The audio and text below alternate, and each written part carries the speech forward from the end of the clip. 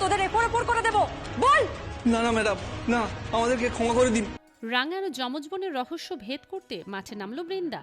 আজকের রাঙামতি ধারাবাহিকের এপিসোডে এরকমই কিছু দৃশ্য হতে চলেছে। শুরুতেই আমরা বসু কুটিরের দৃশ্য দেখতে পাই। সেখানে সংগ্রাম রাঙার ওয়ার্ল্ড চ্যাম্পিয়নশিপ খেলার খবর দিতে এসেছিল। আর অনেক আগেই সেই চিঠিটা এসেছিল, যেটা রাঙার না দেখার কারণে সংগ্রাম তাকে বকাবকি করতে থাকে। পরবর্তীতে একলব্য বলে মা আর বাবার বিবাহ বার্ষিকীর অনুষ্ঠান আপাতত ক্যান্সেল, কিন্তু রাঙা বলে সেটা কোনোভাবেই ক্যান্সেল করা যাবে না, অনুষ্ঠান করতেই হবে। সে খেলা শেষ করে এসেই অনুষ্ঠান করবে। এরপর সংগ্রাম রাঙাকে তার খেলা সম্পর্কে বিভিন্ন ধরনের কথা বলে উৎসাহ দিতে থাকে। পরের সিনে আমরা একলব্য এবং রাঙাকে ঘুমন্ত অবস্থায় দেখতে পাই। হঠাৎ রাঙার ফোনে হোম থেকে কল আসে। তখন সে মনে মনে বলে, এত সকালে হোম থেকে কেন কল আসলো, মেয়েটা কিছু করলো নাকি? এরপর সে বাইরে গিয়ে ফোনে কথা বলে কিছু জানতে পারে এবং ভেতরে এসেই তার তীর ধনুক নিয়ে বেরিয়ে পড়ে।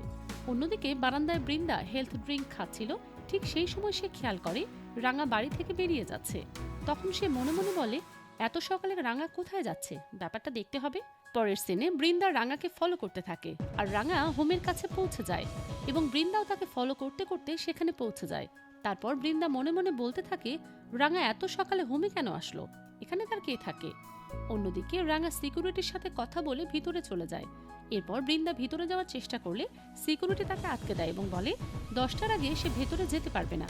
তখন বৃন্দা সিকিউরিটিকে বলে, একজন তো এখনই গেল, তাহলে সে কেন যেতে পারবে না? তখন সিকিউরিটি জানায় উনি পূর্ব পরিচিত আর ওনার লোক এখানে থাকে। এই কথা শুনে বৃন্দা মনে মনে বলতে থাকে, তাহলে কি রাঙার যমজ বোন এখানে থাকে? আমাকে ব্যাপারটা জানতেই হবে, কে ওই মেয়ে। পরের সিনে আমরা হোমের ভেতরের দৃশ্য দেখতে পাই। সেখানে রাঙা ভেতরে ঢুকে দেখতে পায় সেখানকার ছেলে স্টাফদের কেউ মেরেছিল আর নার্স তাদের চিকিৎসা দিচ্ছে। এরপর সেখানকার দায়িত্বে থাকা যে মহিলা ছিল তিনি রাঙাকে বলে, দেখুন ওই মেয়ে কি করেছে ওদের মেরে। পরবর্তীতে রাঙাকে ওই মহিলা নকল রাঙার কাছে নিয়ে যায় এবং বলে খাবার দিতে দেরি হয়েছিল বলে সে ছেলেদের মেরেছে। তখন নকল রাঙা বলে সে এসব কিছুই করেনি।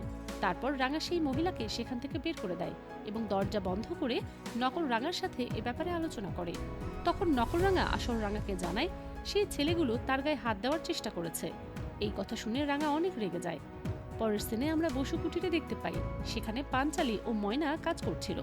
এরই মধ্যেই সেখানে সংগ্রাম চলে আসে রাঙাকে প্র্যাকটিস করাতে। এরপর সেখানে নবারুণ আসে আর সংগ্রামকে দেখে গল্প করতে থাকে রাঙার খেলার ব্যাপার নিয়ে। পরবর্তীতে পাঞ্চালি রাঙাকে ডাকার জন্য তার ঘরে যাওয়ার সিদ্ধান্ত নেয়। ঠিক তখন একলব্য এসে জানায় রাঙা ঘরে নেই।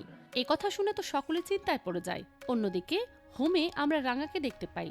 সে হোমের ছেলেদের মুখ থেকে সত্য কথা বের করতে তাদেরকে তীর দেখিয়ে ভয় দেখাতে থাকে। তখন হোমের মহিলা কর্মকর্তা বাধা দিতে আসলে রাঙা তাকে সব ঘটনা খুলে বলে, যা শুনে মহিলা মাথা নিচু করে ফেলে এবং ছেলেগুলোকে পুলিশের হাতে দেওয়ার সিদ্ধান্ত নেয়। পরের সিনে আমরা বৃন্দাকে দেখতে পাই। সে রাঙাকে ধরার জন্য হোমের পেছনের পাঁচিলে উঠে ভেতরে দেখতে থাকে, কিন্তু কোথাও রাঙাকে দেখতে পায় না। শেষ সিনে আমরা রাঙা ও তার যমজ বোনকে ঘরের ভেতরে পাই। সেখানে রাঙা তার বোনকে মন খারাপ করতে নিষেধ করে। তখন রাঙার যমজ বোন বলে, লোকগুলো তো বলছে সে নাকি তাকে মেরেছে, কিন্তু তার তো কিছুই মনে নেই। শুধু মনে আছে ছেলেগুলো তাকে খাবারের লোভ দেখিয়ে তার গায়ে হাত দিয়েছে। এসব শুনে রাঙা মনে মনে বলে এ বিষয়ে তার শাশুড়ির সাথে কথা বলবে আর দরকার পড়লে ডক্টরকেও জানাবে। আজকের পর্ব এটুকুই, দেখা হচ্ছে আগামী পর্বে।